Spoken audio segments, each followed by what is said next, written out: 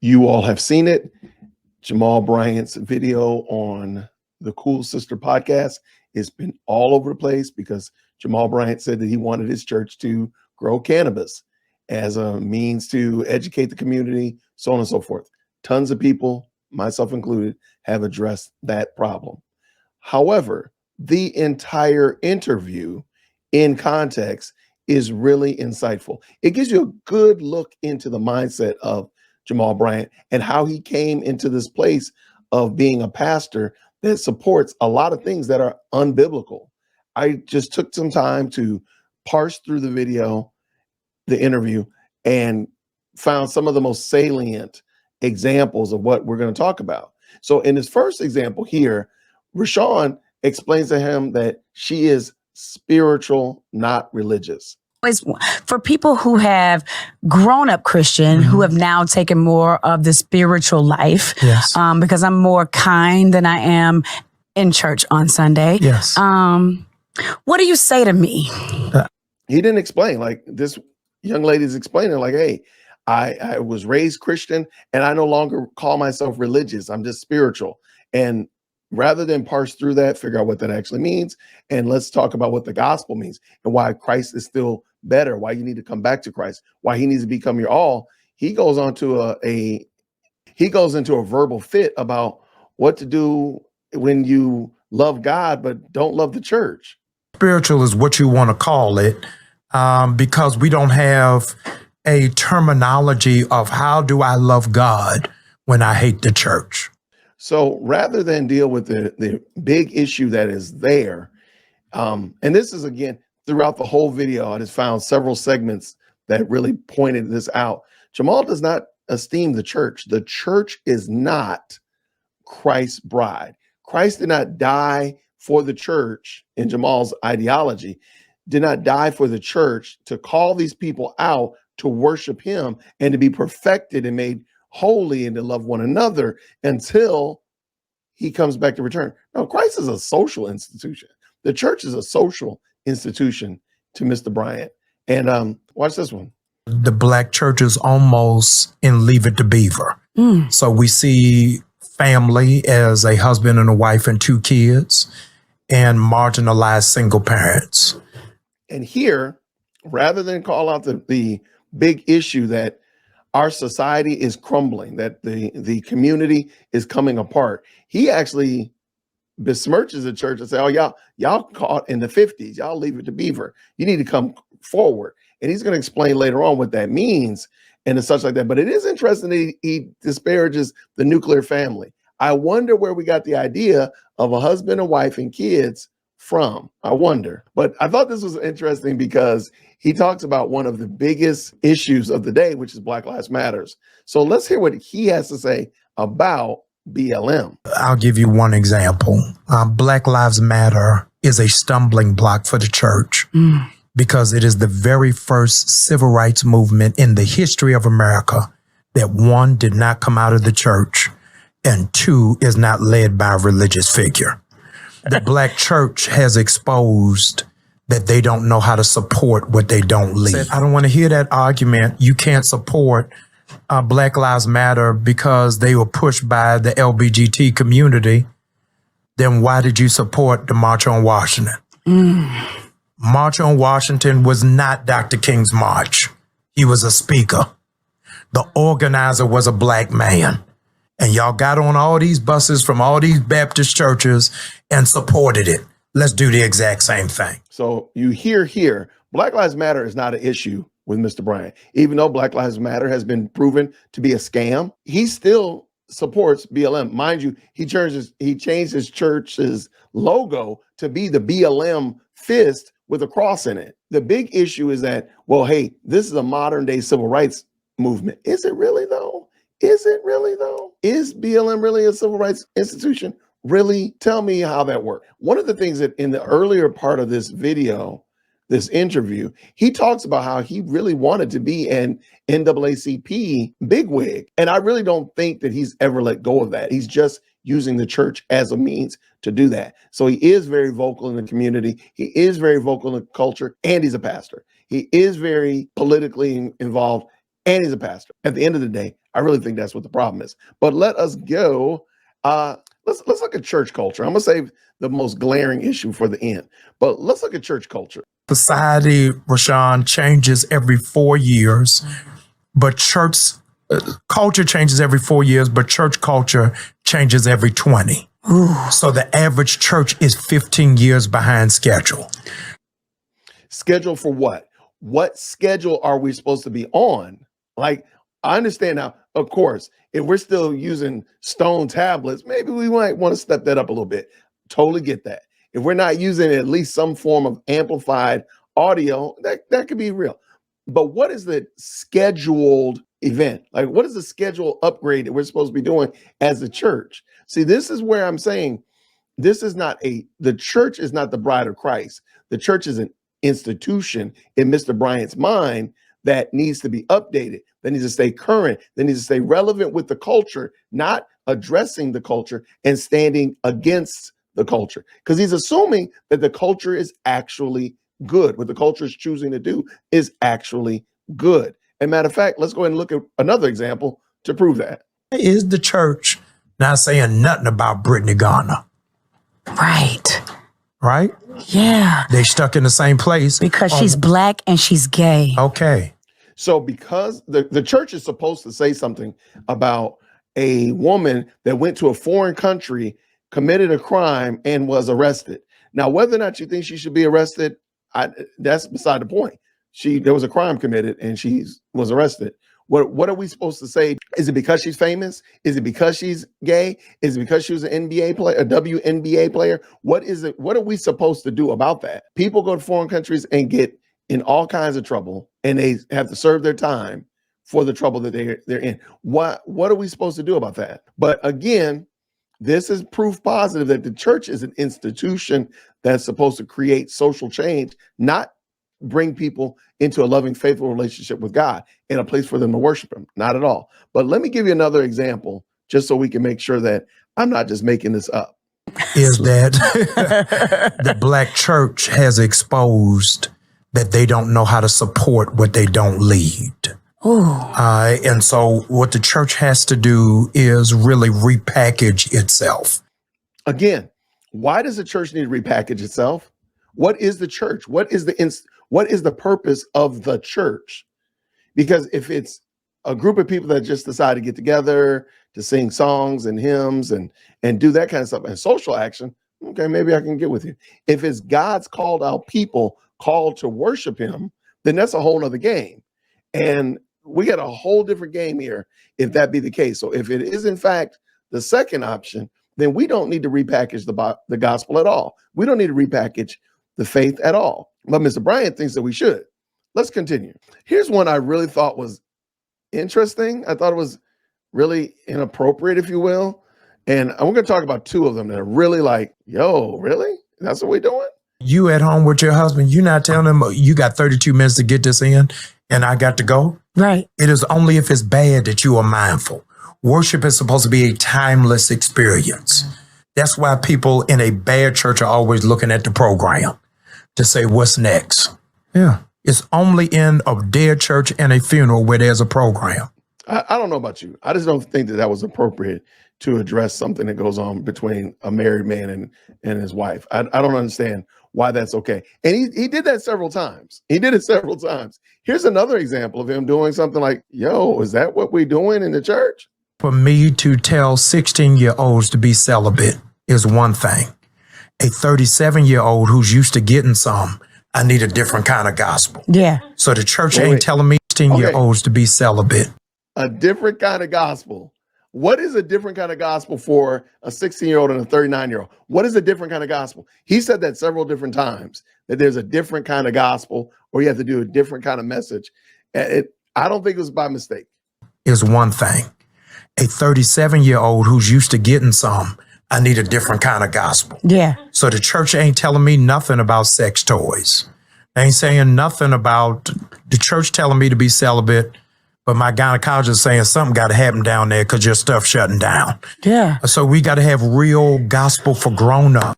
Is that even remotely? I have no idea how you even square that with the scriptures, what he just said. I have no idea. I would not want a pastor from the pulpit addressing those issues for male or females. Now, let's say in a small group settings or whatever like that, I still don't think that's appropriate for a man to do. I'm sorry. I'm a whole grown man. I don't think that would be appropriate for me to address that issue, unless, of course, that's my profession, maybe. But no, I don't think that would be it. I would definitely want somebody who is qualified to speak on that matter rather than that is just weird and again, some of the things he's talked about, like sex toys, because please keep in mind, in order to be using sex toys, one would be engaging in thinking and carrying on ideas in their mind that are unbiblical and sinful. So he's actually giving duck and cover to sin. And he's done this multiple times in this video where he excuses sinful behaviors and actually makes them almost kind of a virtue. This is a classic example, a perfect example here, but let's look at another one. Got up, Rashawn, after the Supreme Court ruling about that new birth and me are pro-choice because Jesus is. Right. He said, behold, I stand at the door and knock. If you decide to let me in, that's pro-choice. Huh. God in the Garden of Eden said to Adam and Eve, all of these trees are available to you. I want you to pick those. I'm not putting this other tree behind barbed wire and the ADT alarm. Don't eat it, but that's your choice. Yes. Christianity in and to itself is pro-choice. But we don't say anything because a lot of black churches are white evangelicals in drag.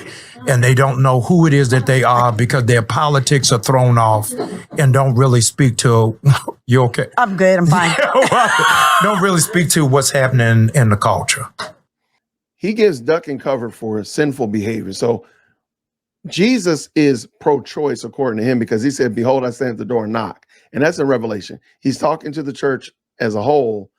It is not, you have a choice to let him in. Because think about it. I mean, if that been the case, then did Jesus ask Saul if he could knock him off of his horse?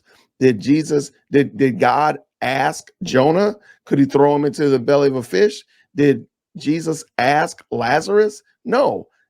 God doesn't ask us anything in regards to giving him permission. Let me say it like that. God doesn't ask us anything in regards to giving us permission. He demands obedience. Like, what are you talking about, Jamal? Saying he's giving duck and cover for sinful behavior, because even if, let's say God is pro-choice, the choice we saw in the garden, that choice went south real quick. And we see after that all of our choices have been broken since then. So that wouldn't even square up. But let's just pretend like it did. Are you honestly saying that God is giving us the choice to murder babies? Instruction was be fruitful and multiply. But I'm going to give you a choice to go murder your babies. That doesn't even make sense. That doesn't square with the scriptures. It's not consistent with the scriptures at all.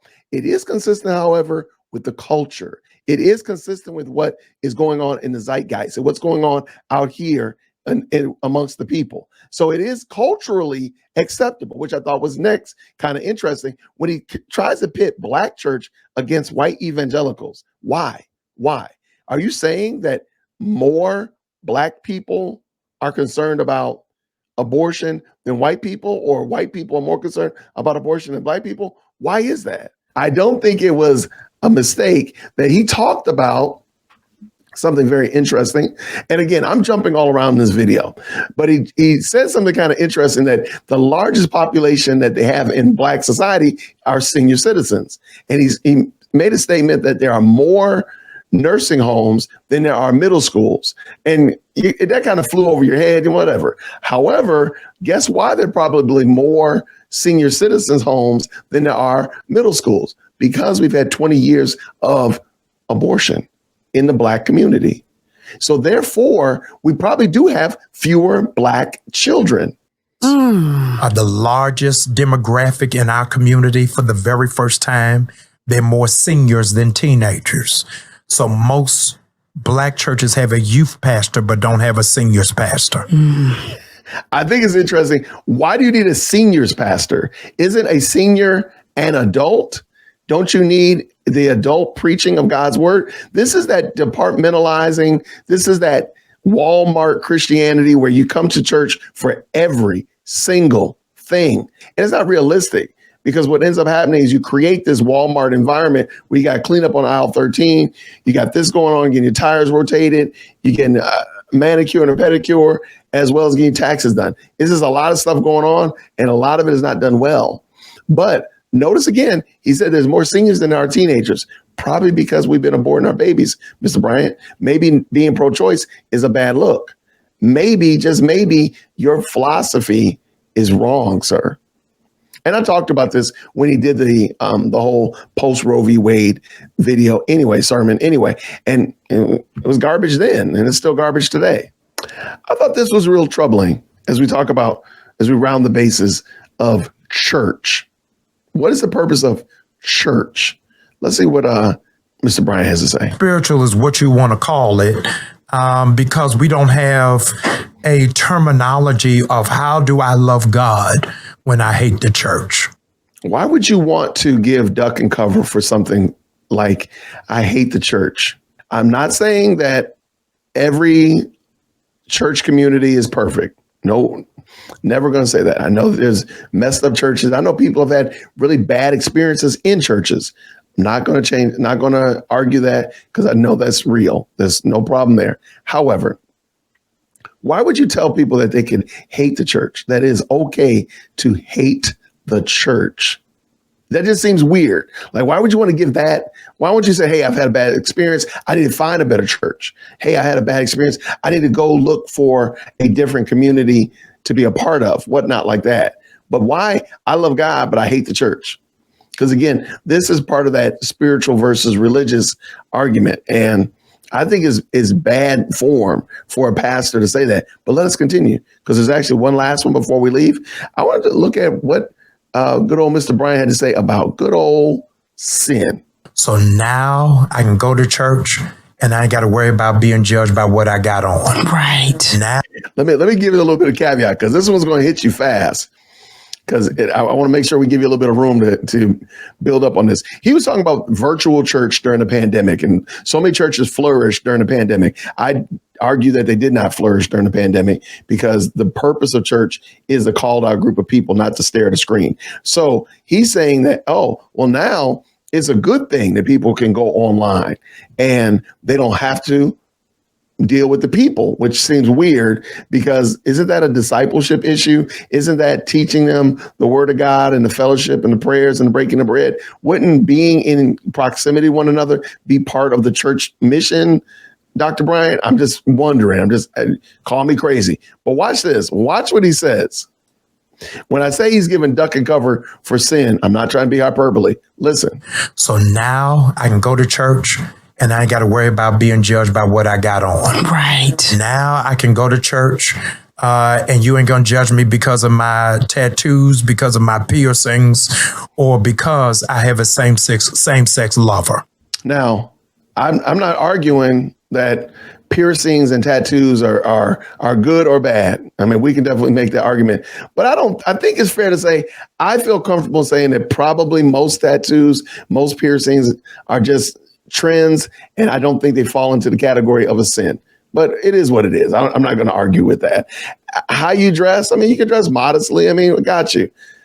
I don't think that's a sin either, but I don't think it's a sin. So how you dress, piercings, tattoos, I don't think those are sins. But why did he say being in a gay relationship? First of all, he didn't even say that I'm cohabitating, I'm shacking up with somebody. He literally, and he does this throughout the video, he's very provocative. He uses very provocative language that he knows is going to stir the pot. Because he could have just said, I'm shacking up, I'm living with somebody. And everybody would have known. If you're straight, you would have thought male and female. If you're gay, you would have thought male and male, female and female. But he didn't have to say, people are not going to judge me because of my gay lover. But also keep in mind, he's saying that you can be a part of the church and still be participating in this activity. Jamal Bryant is giving full duck and cover. He does not want you to actually be converted. And you heard this in the video, the initial video about weed. He's not trying to get these people converted. He wants them to come just as they are without one plea. and make sure you drop that 10% off to me. So this is extremely problematic, extremely. And again, I just kind of hopped around throughout the video, giving you some snippets. I'm gonna leave the full description down below so you can check it out yourself. And I appreciate you all so much. Grace and peace.